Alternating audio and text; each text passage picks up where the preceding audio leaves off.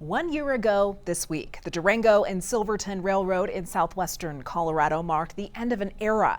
This coal-fired locomotive rode the tracks for the final time. Denver 7's Katie Parkins spoke with a photographer who captured some spectacular images of its farewell. Steam locomotives are a sight to behold on their own.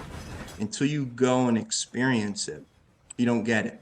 It feels like you're standing next to a living creature. Put them on the Durango and Silverton narrow gauge railway with the San Juan Mountains as a backdrop, and the views are unbeatable. I mean, who doesn't love seeing a snow-capped mountain with a steam locomotive with a plume of steam and smoke that's 50 feet high?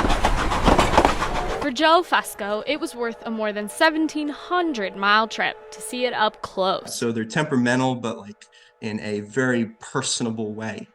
So that really draws me to it. And this breathtaking video he captured on his visit from the Philadelphia area documented a slice of history.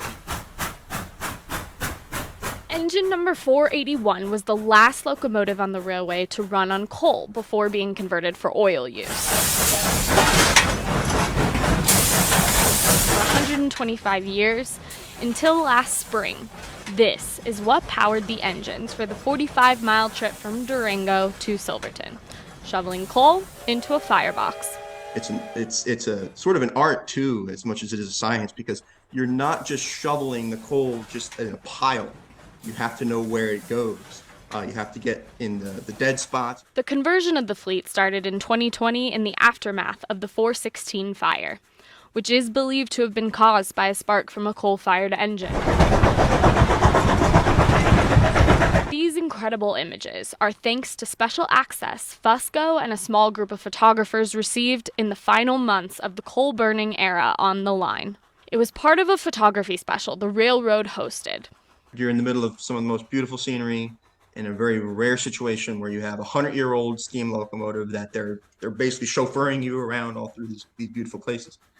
So that part is amazing. Photographers line the railroad for unbelievable close-ups and landscape shots, capturing countless angles of what Fusco calls a symphony of sorts.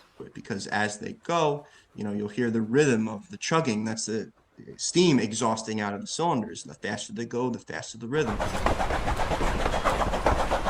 And the whistles are like musical instruments. Fusco hiked through snow waist deep at one point to get the perfect shot for the documentary he shared with Denver 7. If you were to try to achieve some of these shots on your own without going on the photo special, it would take you weeks, months of hiking to capture the one train or two trains or three trains a day that come through. This is not the first time Fusco has made such a trek, though. His grandfather ignited his passion early as a train conductor himself on the Reading Railroad, which you can find on a Monopoly board. That love of trains was still in him long after he left the railroad, and he delighted in sharing it with me. The two would take trips with Fusco's father to see various trains and document their adventures. Fusco first came to Colorado when he was 15 years old. Whenever we'd go to a gift shop, we'd pick up a VHS tape of a railroad. Oh, we haven't been to this one. We'd watch the VHS tape, and that's how we learned about places like the Cumbres and Toltec, the Durango and Silverton, and watch those on repeat. Many years later, he continues to document trains across the country for others to share in the experience. My hope is to continue to be able to travel and document them and create an experience for people to see and maybe see the videos like I saw when I was growing up on my VHS tapes and say, hey, I want to go there. In Denver, Katie Parkins, Denver 7.